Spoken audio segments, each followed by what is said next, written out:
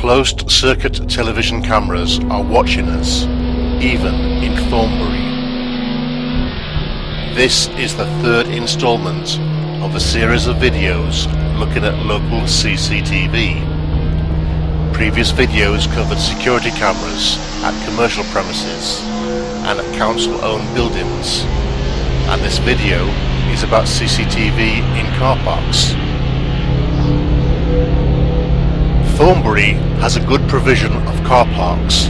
With almost 700 car spaces available to the public, this represents 40% of the provision throughout the entire unitary authority of South Gloucestershire.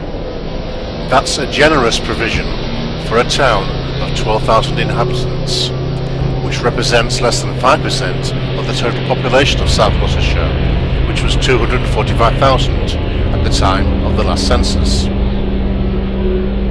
What's more, for the peace of mind of shoppers, workers and others using their cars to arrive in the town centre, the car parks are monitored by CCTV cameras. Here is the short stay car park at Castle Court, which has 86 public parking spaces, where you can see that 4 body cameras are clearly visible.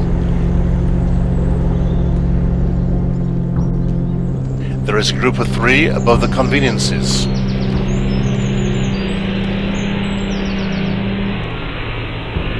And another single camera over the bins.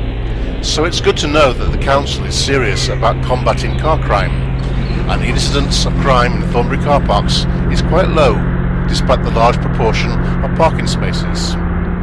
In 2007-2008, according to Avon and Somerset police crime statistics, there were 258 incidents of car park crime in South Gloucestershire, of which 19, or just 7.4%, occurred in Thornbury.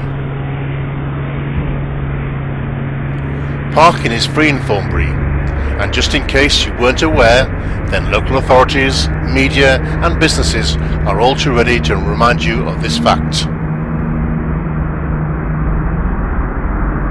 When there are proposals to introduce parking charges, local politicians are quick to show their concern for Thornbury, which would bear the brunt, having such a large proportion of the authority's car parking spaces. Their worries are especially about the effect on trade, in a town which struggles to survive as a shopping area, and currently has empty retail units in the High Street, the Plain, Castle Street and the St Mary Centre. Most of the free car parking provision is for 2 hours on Mondays to Saturdays during the day, with no return for 1 hour. Some car parks offer free parking up to 12 hours, like this one, the long stay car park in Castle Court, which has 174 spaces and 1 pair of cameras.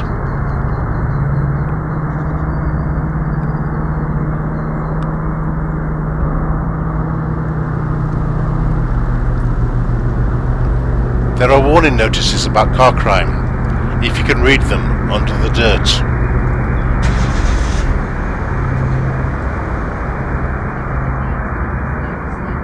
Whilst the car parking provision is generous, the council will fine drivers who stay longer than allotted times, or who park in disabled bays without a properly displayed blue badge, or who park with wheels over the white space dividing lines. Since 2007, South Gloucestershire has been responsible for parking enforcement, having taken over from the police. Since the 31st of March 2008, the council has had employees known as civil enforcement officers to monitor parking and to issue on-the-spot penalty charge notices, PCNs. Penalty charges are levied commonly for overstaying and for failing to park between the white bay marker lines, as has happened here.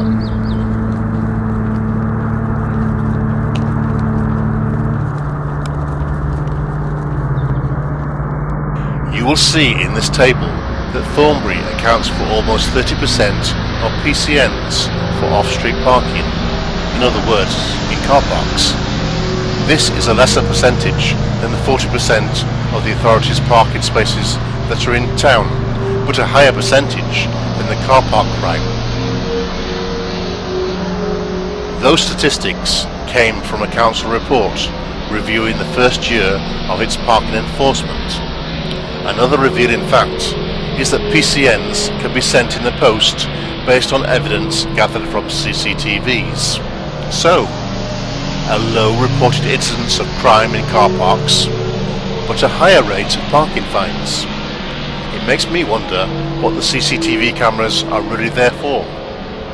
Let's just consider the situation at Castle Court, which has two separate car parks, short stay and long stay.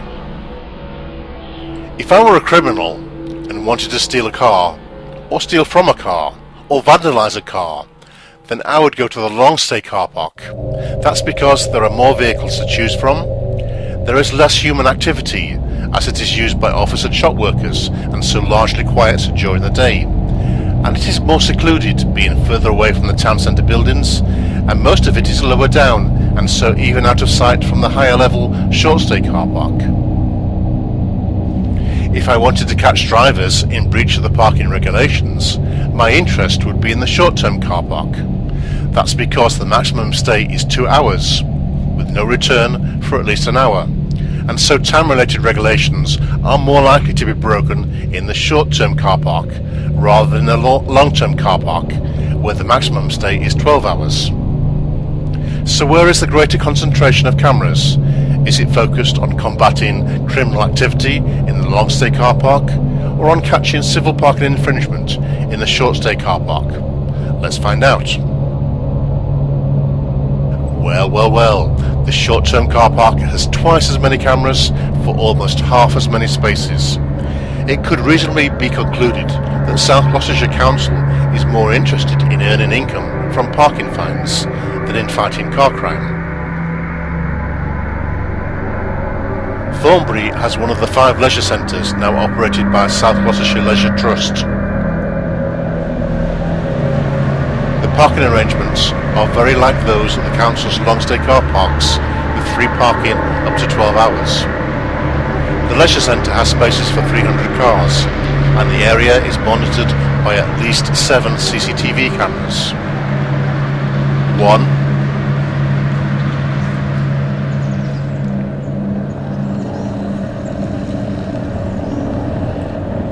2,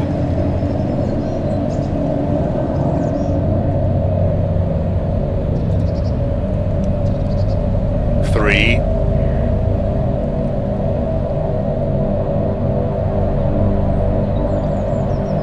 4,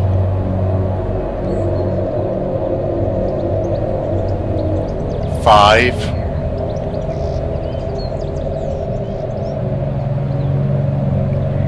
6, 7. With 7 cameras for 300 spaces, this represents 1 camera for 43 spaces, twice the coverage of the Castle Court long stay car park. The staff car park also has a camera.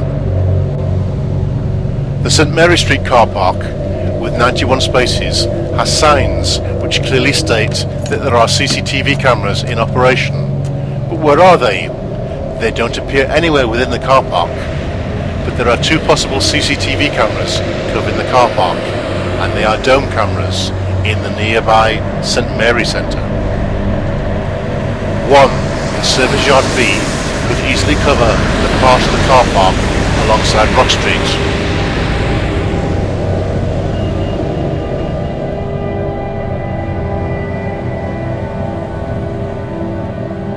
Over Giggs Hair and Beauty Salon is another dome camera which can cover the rest of the car park.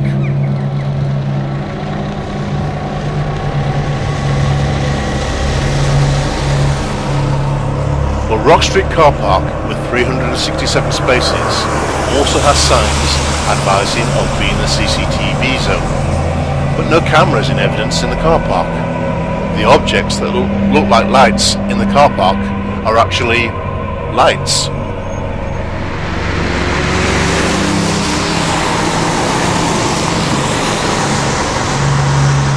If you saw the first video in the series, you will know that I speculated about the use of this dome camera located at the perimeter of the St Mary Centre. So could it be this one dome camera which is doing the job?